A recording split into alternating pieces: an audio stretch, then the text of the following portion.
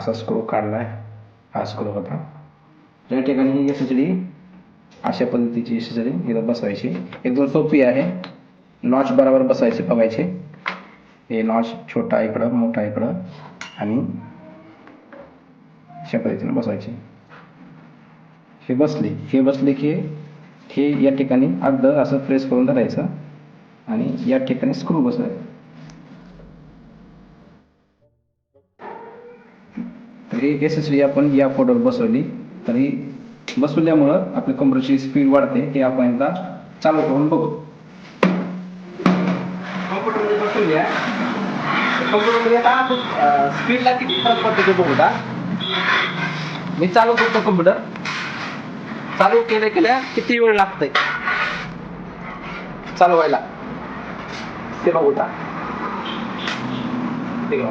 चट दिशा चालू झालंय. जर ह्या ठिकाणी हार्ड डिस्क असेल तर खूप वेळ लागेल, प्रोसेसिंग होईल, गोल फिरल, नंतर चालू होईल.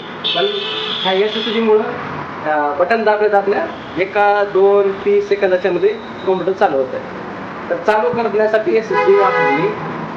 पण SSD मध्ये सॉफ्टवेअर कशा पद्धतीने आपण इन्स्टॉल करू शकतो, त्यासाठी कुठले फॉर्मॅट आहेत, सेटिंग आहेत, ते आपण दुसऱ्या व्हिडिओमध्ये बघू. धन्यवाद.